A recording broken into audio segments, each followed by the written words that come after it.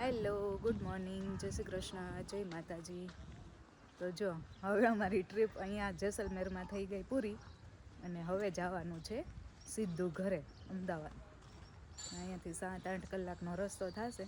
Volt કરતાં જઈએ તો 9. અને હજુ એક અહીંયા ફ્રેન્ડ છે ને જેણે બધું અરેન્જ કર્યું હતું એમની ઘરે જવાનું છે. ત્યાં નાસ્તાનું કહેતા હતા પણ નાસ્તો અમે કરી લીધો છે એટલે હવે સીધા ચા પાણી પીને જતું રહેવાનું છે. જો ચેકઆઉટ થવા માંડ્યું. ઠંડી લાગે. આજે રણમાં વરસાદ આવી ગયો. હે તેરી રાખ મસ્ત લાગે છે. શું આજે રણમાં વરસાદ આવી ગયો. હવે બહુ ઠંડી લાગે છે. જો રણમાં વરસાદ આવે ને તો આવું લાગે.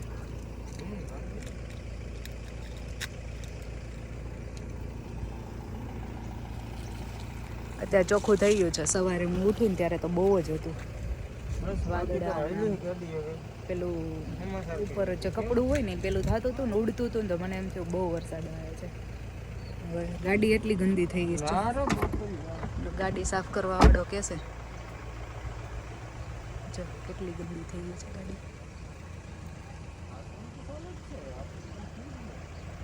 ચલો GJ1 ચાલો હવે ઘરે જઈએ. 15 દાડા થઈ ગયા ગાઈઝ. 15 દિવસથી અમે બહાર છીએ.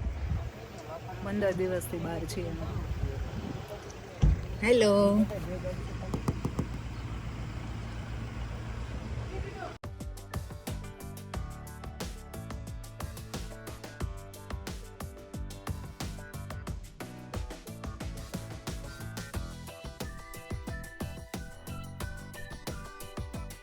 જો પાછા રણમાંથી આવી ગયા જેસલમેર સિટીમાં અને અહીંયા જવાનું છે અમારે. વેપારી છે ને વેપારીને ત્યાં ચા પાણી પી અને પછી નીકળવાનું છે. તો ત્યાં જઈ આવીએ અને પછી નીકળી જઈએ અમદાવાદ માટે.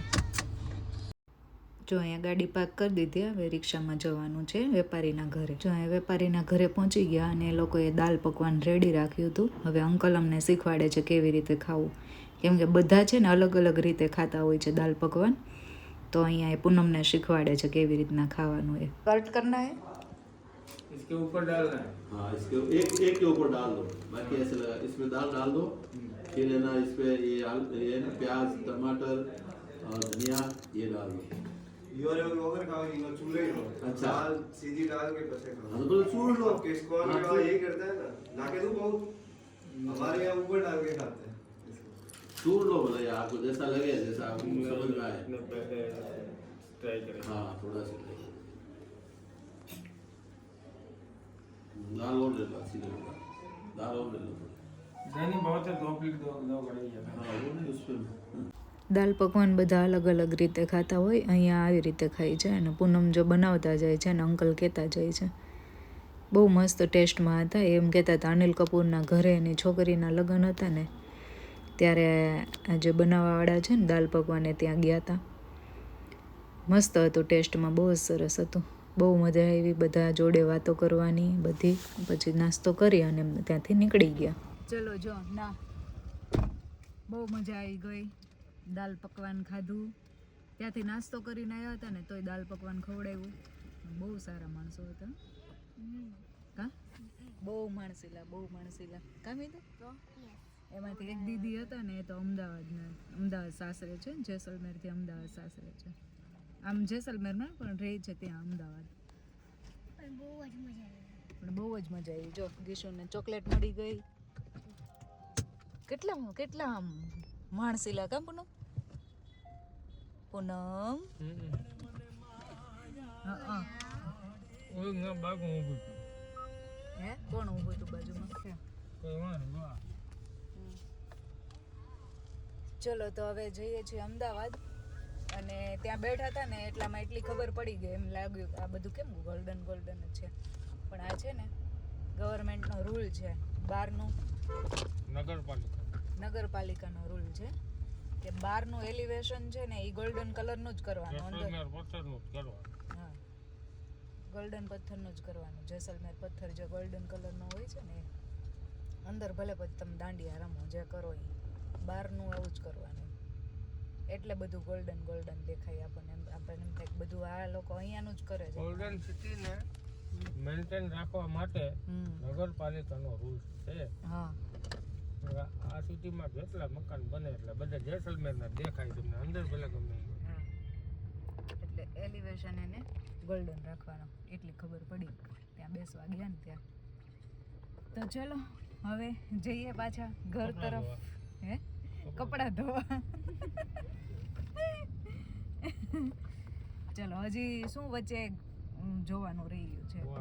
મ્યુઝિયમ વોર મ્યુઝિયમ ને વોર મ્યુઝિયમ જોવાનું વચ્ચે એક આવે છે એ જોઈને પછી નીકળીએ એટલે લગભગ અમે 7-8 વાગે પહોંચી જશું.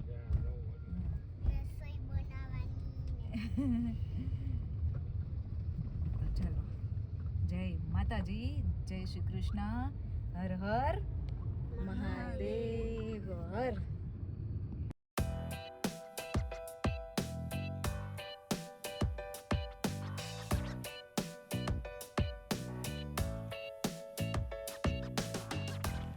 જો પહોંચી ગયા વોર મ્યુઝિયમ. આ છે એન્ટ્રી. ચલો ચલો ચલો.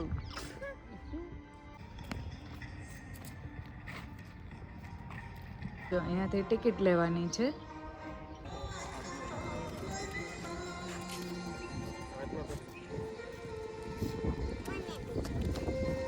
હવે જો આ બેલ્ટમાં શું લખ્યું છે?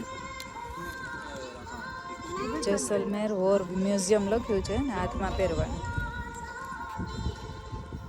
હોવું જોઈએ. હા આનું નકશે ઉપર જ હોવું જોઈએ.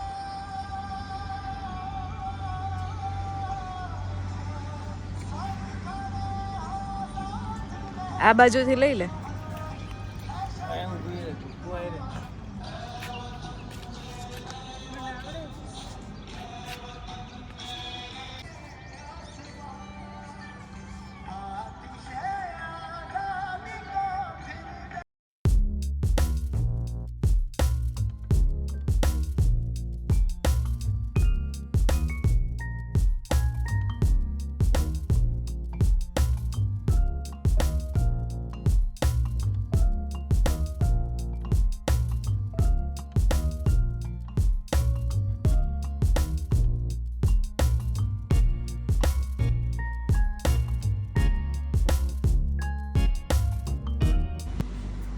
ગીશુ ક્યાં બેઠો? મૂવી નથી, આર્મી ઓડિયો વિઝ્યુઅલ.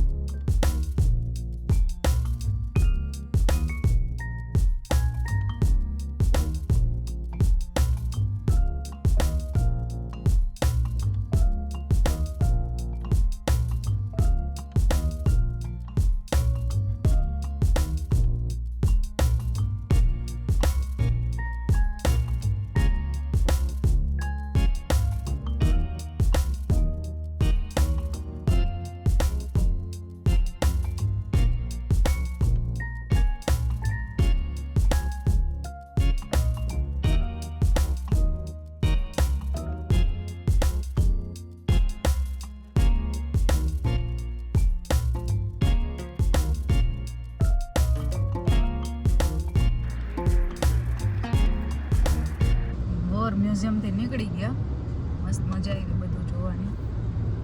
અને હવે ઘરે હો. રામદેવ નથી જવું? ના રામદેવ પછી જાશું. ભૂખી લાગી? ભૂ પીધું? ફોન મૂકી દો. ચલો હવે ચલો તો હવે સીધા અમદાવાદ. જમાઈ ગયું છે, ખવાઈ ગયું, પીવાઈ ગયું, બધું થઈ ગયું છે. હવે સીધા અમદાવાદ. કેટલા કલાકનો રસ્તો બતાવ્યો? 10 કલાક. 10 તો આપણે રાતના 10 વાગી જશે. 10-11 વાગે પહોંચી જશું. જનસી તો સૂઈ જવાનું. ચલો અમદાવાદ, ચલો અમદાવાદ. જો અમે અહીં આવતા હતા ને તો બધા ના પાડતા હતા કે ત્યાં બહુ તાપ હોય, ત્યાં શું કામ અત્યારે શું જવું છે. તો ભગવાને જો અહીંયા વરસાદ નાખી દીધો અને ઠંડુ કરી દીધું. રખડો મારા બાપા રખડો. રખડો એમ કહી દીધું. એટલે અમે આવ્યા ને ત્યારનું વેધર અહીંયા ઠંડુ જ છે, જરાય ગરમી જેવું નથી લાગતું. અત્યારે જેને એમ કહો ને કે જેસલમેર જવું એમ તો કે અત્યારે ત્યાં હું છે, ત્યાં થોડું જવાય. ત્યાં હોય ગરમી નથી, ઠંડી છે મસ્ત. સ્વેટર પહેરવી પડે ને એવી ઠંડી છે.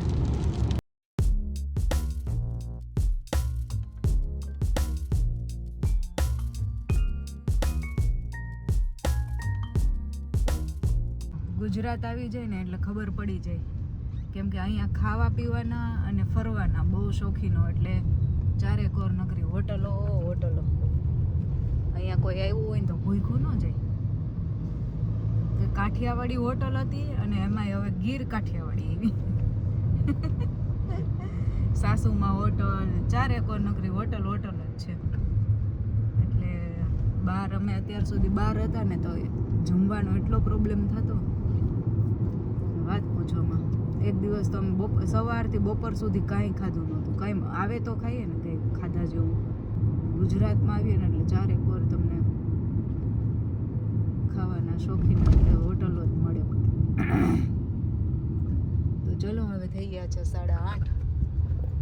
અને શું ખાવું છે મીતું? તમારે ખાવું હોય છે એ ખવડાવશું. શું ખાવું છે બોલો? ગાંઠિયા રથ. જો ગાંઠિયા રથ આવી ગયો. એમ તો અમે ફનમાં હતા ત્યાં સારું હતું. એમ તો અમને ભીંડાનું શાક બનાવી દીધું હતું મસ્ત, ક્રિસ્પી ભીંડી. પણ ગુજરાત જેવી મજા ના આવે. અને જ્યાં જાય ત્યાં ગુજરાતી તો મળે જ. જો અમે દુબઈ ગયા હતા ત્યાં અમને બુર્જ ખલીફામાં ગુજરાતી મળ્યા. મનાલી ગયા હતા ત્યાં મારો ભાઈ નહીં મળ્યા. પછી ક્યાં ગયા હતા? કાશ્મીર ગયા હતા ત્યાંય ગુજરાતી હતા, સુરતના હતા. પછી કેરલા ગયા ને તો કેરલા તો કોઈ હતું નહીં, પણ અમે કન્યાકુમારી ગયા ને ત્યાં આખી બસ ગુજરાતી ઉતરી હતી. અને અત્યારે ગેંગટોક ગયા હતા ને તો ત્યાં એમજી રોડ ઉપર, મોલ રોડ ઉપર અમને મળ્યા હતા ગુજરાતી ફરવાના ને ખાવાના શોખીન. એટલે બધે મળે, જ્યાં જાઓ ત્યાં મળે. તો ચલો કંઈક જમી લઈએ. હવે ભૂખે લાગી છે, 8:45 થઈ ગયા.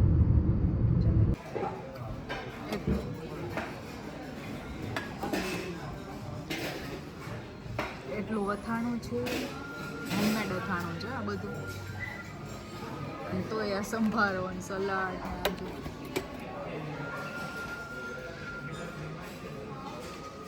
આને કહેવાય ગુજરાતી ભાણું.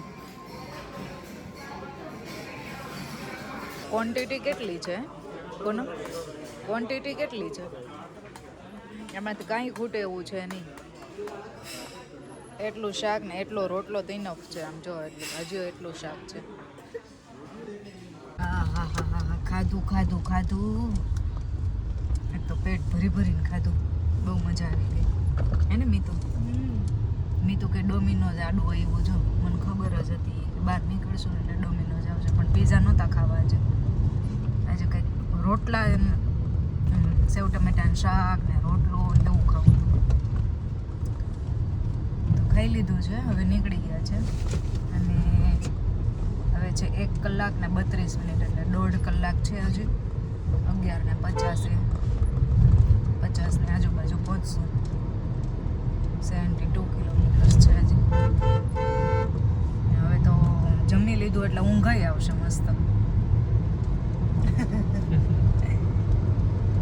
ઘર એવો કચરો ગંદો થયું છે. અરે એ સવારે જોયું જશે અત્યારે.